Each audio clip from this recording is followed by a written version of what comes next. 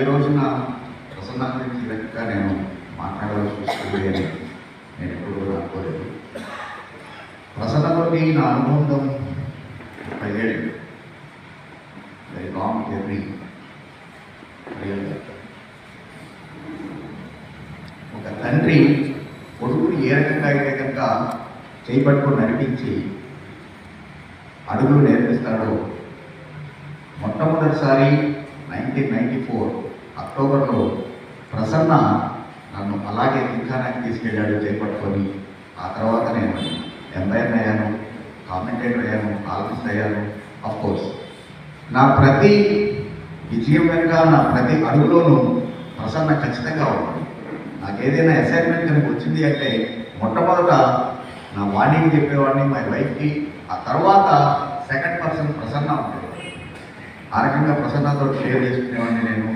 ప్రసన్న కూడా sir you will go to the heights అనేవాడు. ఇంకా జోక్ ఏంటంటే, నేను మొట్టమొదటి మొబైల్ కొన్నది కూడా ప్రసన్న ఫోర్స్ వల్లే.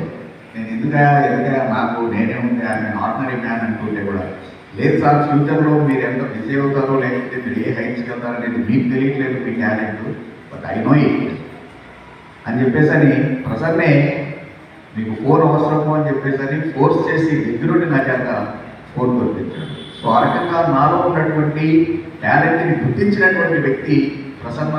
నా ప్రతి అడుగులోనూ ప్రసన్న ఉన్నాడు. సో అలాంటి ప్రసన్న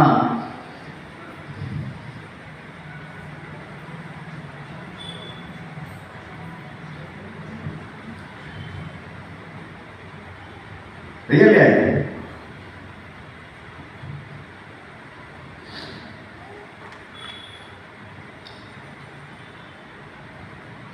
ప్రసన్నాన్ని మిస్ అవ్వడం నిజంగా నాకు చాలా కోరుకుంది.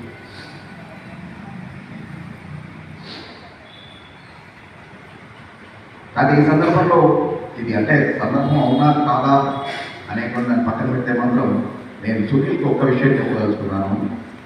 ఎందుకంటే ప్రసన్నాకి అఫ్కోర్స్ ఎంపైర్గా అన్నట్టు తను ఒక బెంచ్ మార్క్ని సెట్ చేసుకున్నాడు. నేను ఎప్పుడు కామెంట్ చేసుకుంటేవాడిని కూడా, ఏమైనా 40 ఇయర్స్ నుంచి ఎంపైరింగ్ చేస్తున్నా కూడా ఇంకా ఎప్పుడు సేఫ్ ఎంపైరింగ్ చేస్తానని నేను కూడా అంటూ ఉండేవాడిని. కానీ ఒక చిరునవ్వే సమాధానంగా ఉండేది. నేను చాలా ఎక్స్ట్రాగా చేసేవాడిని. నేను ప్రసన్నతోటి జోక్ కూడా చేసేవాడిని, నీ 40 ఏళ్ళ ఎంపైరింగ్ కెరియర్లో కనీసం 40 LPW ఇచ్చేవా లేదా నువ్వు ప్రసన్న. సో ఆ రకంగా చాలా సేఫ్గా, వైట్గా, కామ్గా ఉండేటువంటి వాడు. చాలామంది సీనియర్ ప్లేయర్ల యొక్క రెస్పెక్ట్ని పొందినటువంటి వ్యక్తి ప్రసన్న. ప్రసన్నకి ఒకటి ఉండేది, తను ఎలాగో బీసీసీ ఎంపైర్ కాలేదు. సో కాబట్టి సునీల్ని బీసీసీ ఎంపైర్గా చూడాలి, ఆ బీసీసీ లోగో ఇక్కడ చూడాలి అని చెప్పేసి ప్రసన్నకి ఉంది. సో ఈ సందర్భంగా సునీల్కి మాత్రం చెప్తున్నాను, యూ ట్రై హార్డ్. ఖచ్చితంగా నీ గోల్ అది పెట్టుకొని, if you become a BCCI panel umpire, ప్రసన్నకి నువ్వు అంతకన్నా ఇచ్చేటువంటి గొప్ప ట్రిబ్యూట్ ఇంకోటి ఉండదు అని చెప్పేసి నేను భావిస్తున్నాను. ప్రసన్న గురించి చెప్పాలి అంటే కనుక నాకు చాలానే ఉన్నాయి. Share so many memories with him.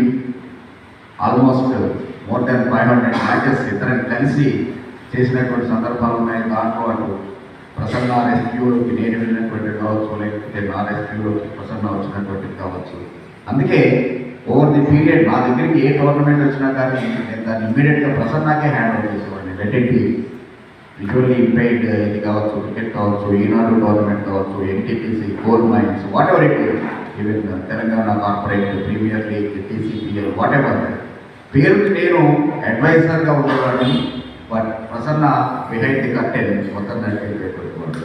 So అలాగా నాకు ఈవెన్ అంటే ఈ ఈవెంట్స్ని, టోర్నమెంట్స్ని ఆర్గనైజ్ చేయడంలో కూడా ఆల్వేస్ ప్రసన్న రైట్ హ్యాండ్గా ఉండేవాడు. నేను కామెంటరీ అసైన్మెంట్లో ఉండి స్టార్ స్పోర్ట్స్ స్టూడియో, బాంబే స్టూడియోలో ఉండటమో, లేకపోతే కనుక ఇనిషియల్గా ESPN ఇది సింగపూర్లో ఉండేది, అక్కడ ఉన్నా. నేను అక్కడ ఉన్నా కూడా ఫోన్ చేసి ఏ ప్రసన్న నువ్వు ఎంపైర్ వేసావా అంటే, మీరు ఏం కంగారు పడకండి సార్, మీరు టెన్షన్ పెట్టుకోకండి, మీ కామెంట్ని మీరు చెప్పుకోండి, నేను అన్నీ చూసుకుంటున్నాను అని ఆ రకమైనటువంటి భరోసా ఇచ్చినటువంటి వ్యక్తి ప్రసన్న.